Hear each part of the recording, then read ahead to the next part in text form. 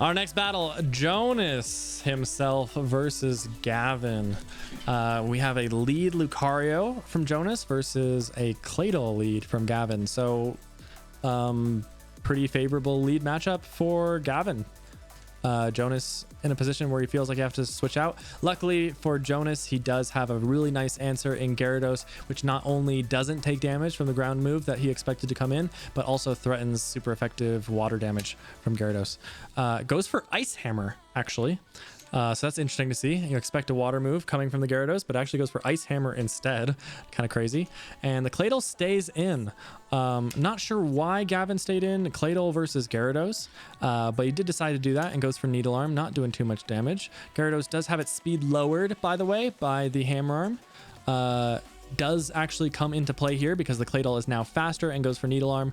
Could flinch now that he's faster. Ice Hammer miss, unfortunately, for Jonas there. So this Gyarados taking more damage than it needed to. Gets a flinch there, as I had mentioned. That because the Claydol became faster, the Needle Arm now has a chance to flinch. You do have to be faster to be able to flinch. Gyarados goes for Air Cutter. This Gyarados is like, I'm sick of missing my attacks. I just want to finish off this Claydol. And you know, the Claydol did pretty good. As far as Claydol versus Gyarados goes, I think that amount of damage is very, very good for the Claydol. Could have been much worse. Emolga comes in, actually not at full health, unfortunately for Gavin. Don't forget to heal your Pokemon. But Gyarados versus Emolga, of course, Gyarados 4 times weak to electric. Jonas has to get out of there, and he does. Goes into Toxtricity. Doesn't take too much damage, but does get his speed dropped. Goes for Wild Charge, a huge attack. One-shots the Gardevoir. Crazy damage. You would expect a Toxtricity to maybe be able to one-shot a Gardevoir with a poison move. You don't expect to see it with an electric move, and that is what happens. Wild Charge does tons of damage, and Toxtricity is a pretty strong attacker. So Gardevoir ended up not being the one to eat up that attack. It was a crit. That actually probably did matter. I can't see a normal Wild Charge one-shotting a Gardevoir. So that maybe was very important for this battle. We're going to see the health go down on Jonas because Wild Charge does eat up your health when it does damage. 1/4, I believe, of the damage it does. Salamence comes in, goes for Iron Tail, hits. Not very effective, though. Wild Charge again from Jonas, doing less than half health.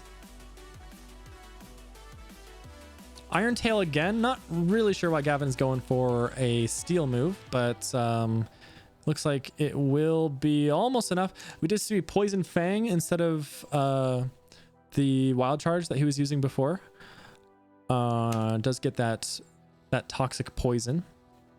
Hits 3 Iron Tails in a row, which is actually quite lucky since Iron Tail is not very accurate, but it does work out, and the Salamence does take out the Toxtricity. However, it does very weaken this Salamence. Espeon coming in. Espeon's very, very fast. Doesn't really look that fast, but it is, and will be faster and take out the Salamence. Now Golisopod is in. Great play by Gavin to bring in a bug type against Espeon.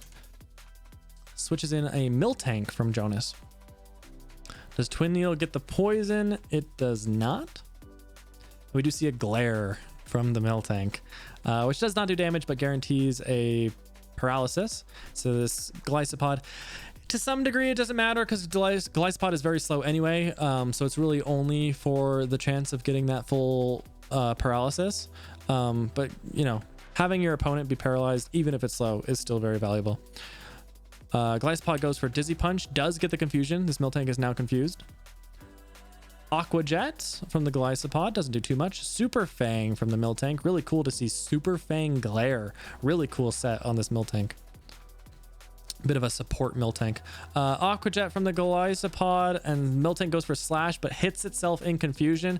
And despite the fact that this Miltank was very well set up to beat the Golisopod, it actually doesn't. Lucario comes in. Aqua Jet. This Golisopod has not been fully paralyzed. 25% chance of that happening, so a little bit lucky for Gavin on that end. Parabolic charge from this Lucario. Crazy attack to have. Really, really nice fourth slot move from Jonas will take out that Glyspod. Grapple Lock comes in and looks like Lucario wants to stay in. Could be dangerous because this fighting move would do super effective damage, but that's not what Gavin goes for. He goes for Ice Punch. Does get the freeze though, and boom. Frozen Lucario, and Hammer Arm will finish him off. There you go. Gyarados coming in against Grapple Locked. Goes for Air Cutter. Will it kill? Probably not. Nope, not quite. Ice Punch, also not going to kill. Doesn't get the freeze this time. Second air. Oh, Mach Punch. Almost kills the Gyarados, but not quite. Still not enough. And their Air Cutter damage will finish it off. And welcome to the craziest turn of this entire match. Emolga. Emolga versus a very weak Gyarados. 8 health on this Gyarados. Emolga, much faster than Gyarados, should be going first and should be able to finish off this Gyarados. And Jonas will have to use his next Mon to try and fight this Emolga. What? Gyarados moves first? What? This Gyarados is faster than Emolga? Oh my god, I had to confirm this afterwards after watching this battle. Jonas does have a plus speed Gyarados. Gavin has to have a minus speed Emolga for natures, and if that is the case, it is possible for a Gyarados to outspeed an Emolga. It looks like that is what happened, and this Ice Hammer will one-shot the Emolga, and that's the end of the game. Crazy ending. I think Jonas probably had it anyway, because he did have some Pokemon in the back after this Gyarados, but what a way to end a battle. GG.